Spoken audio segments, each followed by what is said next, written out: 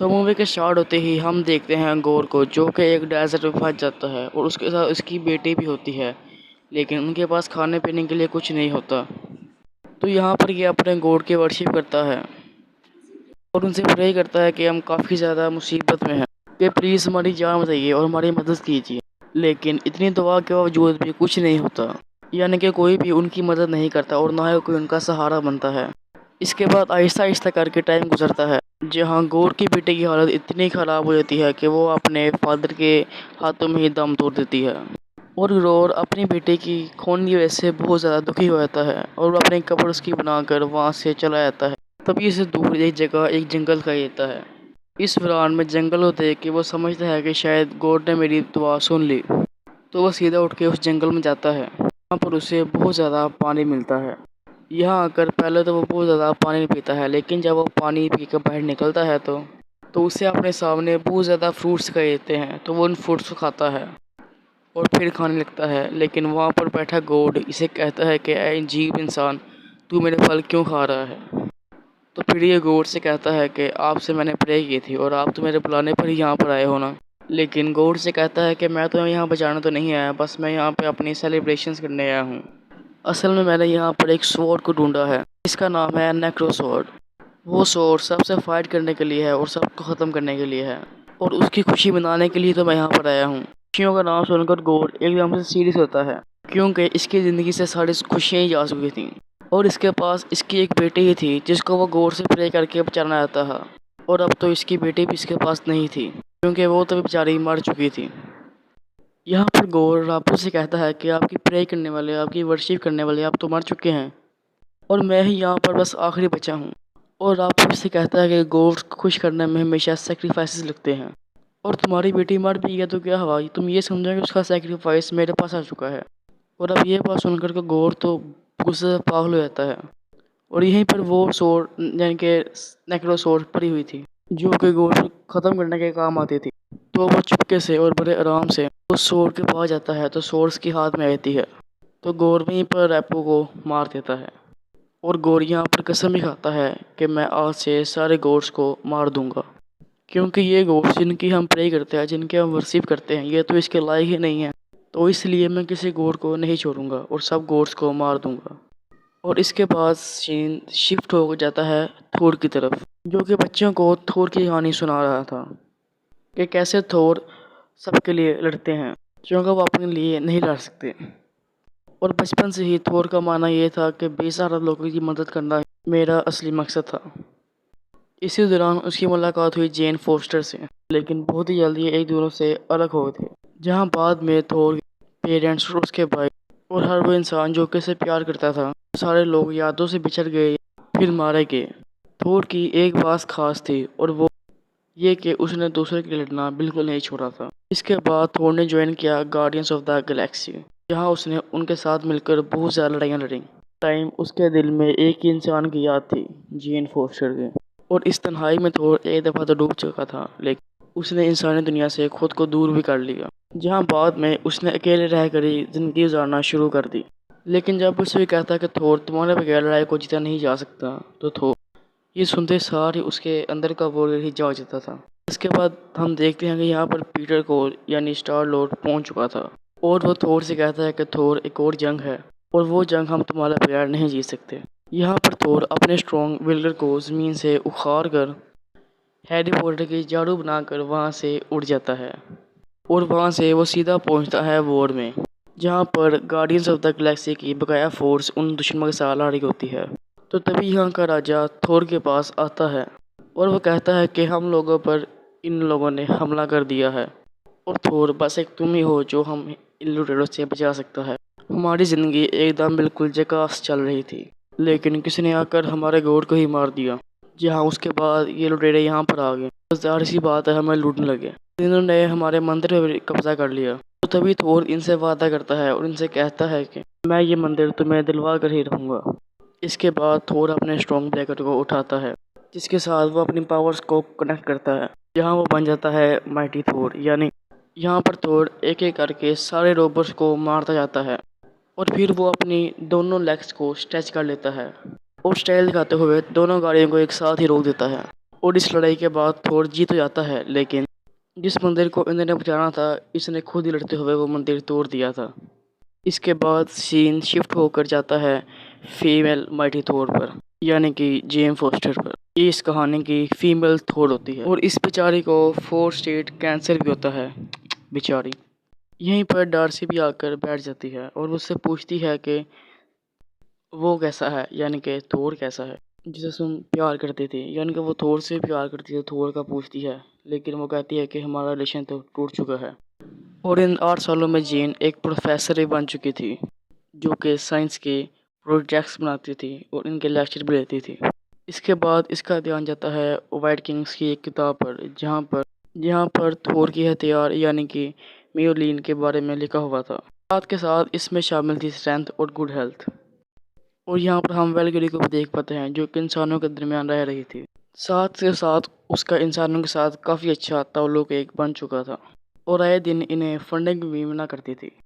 अब यहाँ थोर, ओडिन और न्यूगन का एक एड शो हो रहा था, जहाँ पर ये लोग अपनी अपनी परफॉर्मेंस दे रहे थे। यहाँ पर एक कांच के बाउल में थोर का पुराना हथियार यानी कि मैग्नेट भी पड़ा हुआ था, लेकिन टूटा हुआ, यानी कि उसके टूटे हुए टुकड़े वहाँ पर पड़े हुए थे। लेकिन वो टुकड़े अचानक खिलने लगते हैं और जेन वहाँ पर आती है। उधर वो किंग थोर को 2 बकरे बड़े बड़े गिफ्ट करता है, क्योंकि इन्होंने इसका महाराज बचाया था।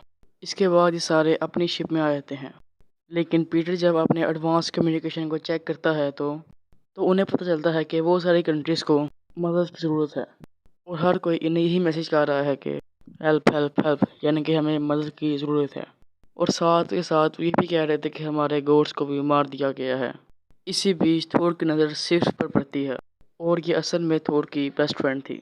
ये देखकर थोर अपने बाकी साथियों से कहता है कि हमें सिर्फ उसके कनाडा के लोगों को बचाना होगा।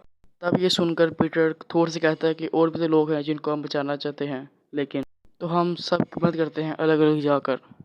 तो उसकी बात सुनकर थोर मान जाता है।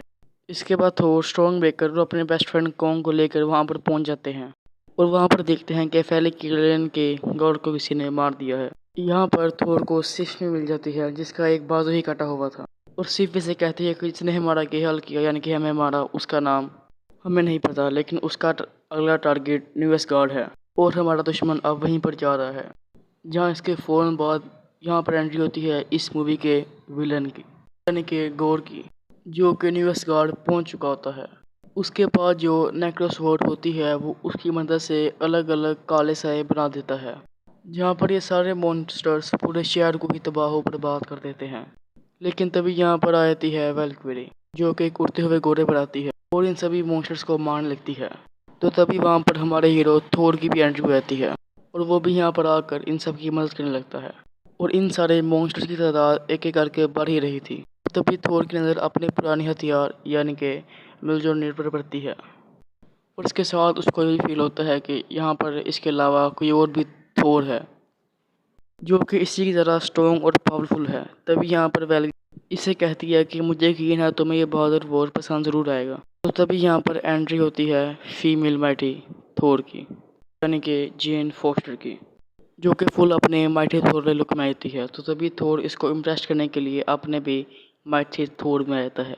यहाँ पर ये दोनों ही अपने देखकर बहुत ज़्यादा खुश होते हैं, लेकिन यहाँ पर इनका पहला काम दुश्मनों को मारना और हराना था, तो वो दुश्मन को मारने लगते हैं।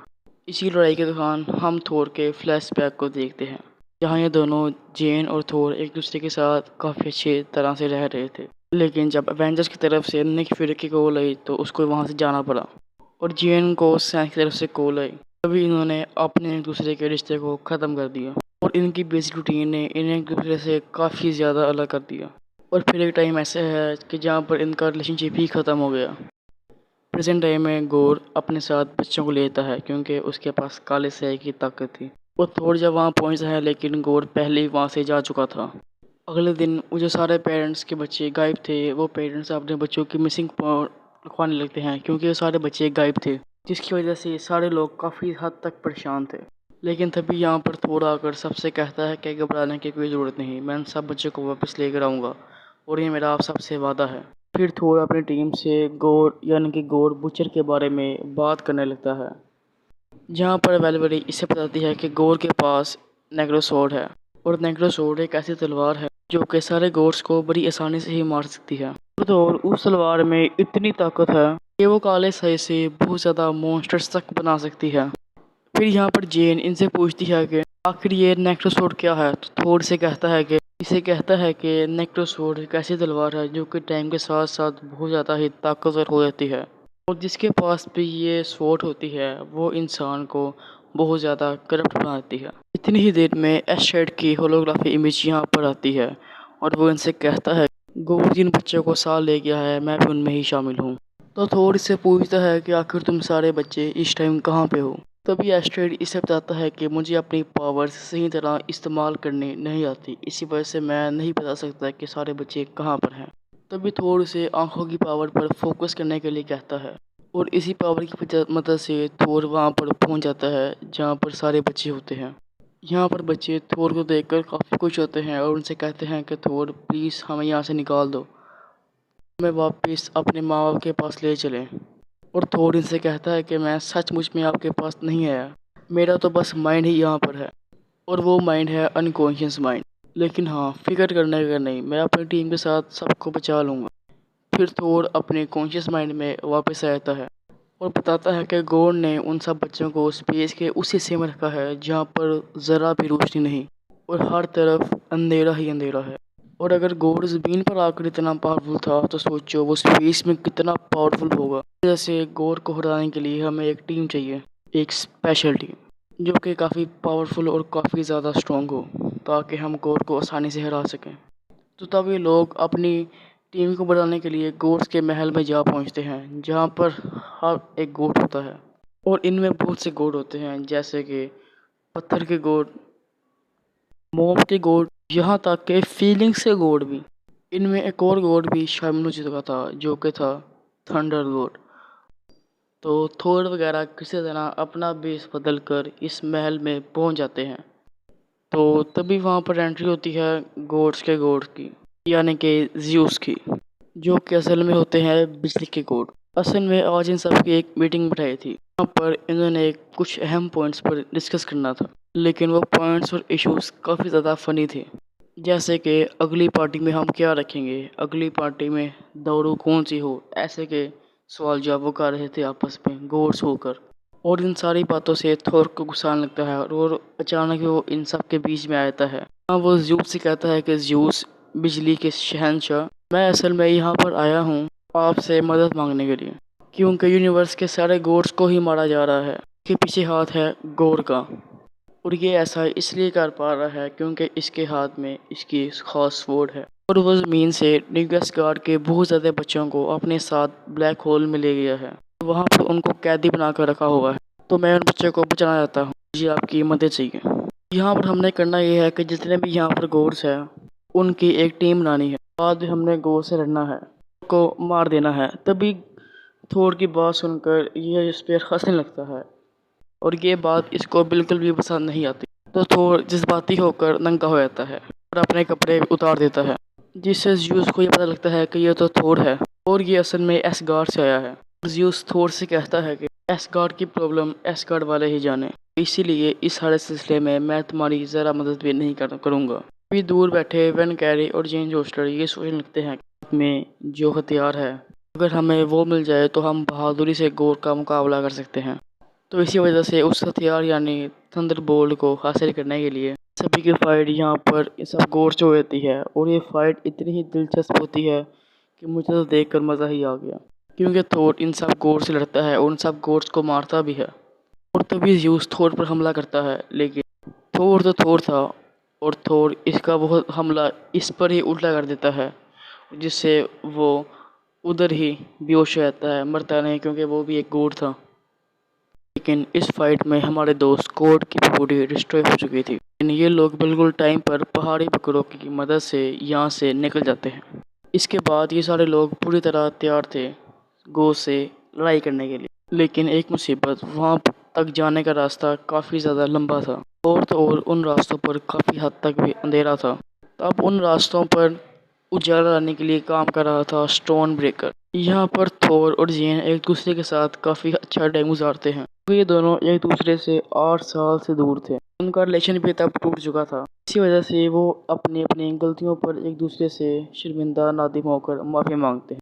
और यहाँ पर जेन इसे बताने की कोशिश करती है कि मुझे 4 स्टेज कैंसर है, लेकिन वो उसे नहीं बता पाती। फिर मुँह से ये बात निकलने वाली होती है, लेकिन तभी वहाँ पर वल्वरीन आ जाती है और अब इनका ये शिप पहुँच जाता है गोर के प्लेनेट पर, जहाँ पर सिर्फ और सिर्फ अंधेरा था। और हाँ, यहाँ पर फिल्म भी अंधेरे में चली जाती है और ये अंधेरा इतना पावरफुल था कि वो सारी रोशनी को ही ख़त्म कर देता है।